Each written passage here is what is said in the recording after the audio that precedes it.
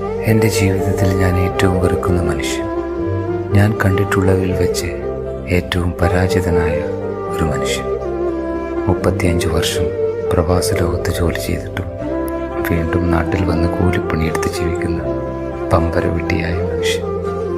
കുറഞ്ഞ വർഷങ്ങൾ പ്രവാസ ജീവിതം നയിച്ചവരൊക്കെയും നാട്ടിൽ കൂറ്റിൻ ബംഗ്ലാവുകൾ കെട്ടി ഉയർത്തുമ്പോൾ കഷ്ടിച്ച് 1.5 നില കെട്ടിവെച്ച വീട്ടിൽ നിന്നും ദിനവും കൂലിപ്പണിയെടുക്കാൻ പോകുന്ന ഭൂലോക പരാജയമായ ഒരു മനുഷ്യൻ. വെറുപ്പ് കൂടിയപ്പോൾ ഒരിക്കൽ തുറന്നു പറഞ്ഞിട്ടുണ്ട്, നിങ്ങളുടെ മകനായതിൽ നാണിക്കുന്നു. കൂട്ടുകാരൻ ഏർപ്പെടുത്തിയ വിസ കയ്യിൽ പിടിച്ച് എല്ലാവരോടും യാത്ര ചോദിക്കുമ്പോഴും ഉള്ളു നിറയെ ആ മനുഷ്യന് എങ്ങനെയാണ് കാശുണ്ടാക്കേണ്ടത് എന്ന് കാണിച്ചു കൊടുക്കണം എന്ന് മാത്രമായിരുന്നു. എല്ലാവരെയും കെട്ടിപ്പിടിച്ച് ചുംബിച്ച് യാത്ര ചോദിച്ചു. എല്ലാവരും കരഞ്ഞു, അയാൾ ഒഴികെ.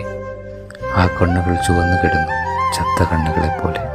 പക്ഷെ ഒരു തുള്ളി പോലും നിറഞ്ഞിരുന്നില്ല. കെട്ടിപ്പിടിക്കാൻ അടുത്തേക്ക് വന്നതും ഞാൻ കൈകൾ പിടിച്ചു കുലുക്കി പോയിട്ട് വരാമെന്ന് പറഞ്ഞു വീട്ടിൽ നിന്നിറങ്ങി. പോകാൻ സമയം ഒന്നുകൂടി ഞാൻ ആ മുഖത്തേക്ക് പുച്ഛത്തോടെ നോക്കി. നിങ്ങളെപ്പോലെ ഞാനാവില്ല മനുഷ്യ എന്ന് മനസ്സുകൊണ്ട് ഉറക്കെ പറഞ്ഞു.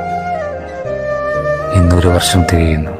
വരുമ്പോൾ വിസയ്ക്ക് മേടിച്ച കടത്തിൻ്റെ ബാക്കി ഇനിയും തീർക്കാനുണ്ട്. മറ്റു കടങ്ങൾ വേറെയും. പ്രവാസിയായി എന്ത് സമ്പാദിച്ചു എന്ന് ചോദിച്ചാൽ പറയാൻ ഒറ്റ വാക്ക് മാത്രമേ ഉള്ളൂ, എൻ്റെ ഉപ്പാൻ്റെ സ്നേഹം എന്നുള്ള അറിവ് സമ്പാദിച്ചു. ആ മനുഷ്യൻ സത്യമായിരുന്നു എന്ന അറിവ് നേടിയെടുത്തു.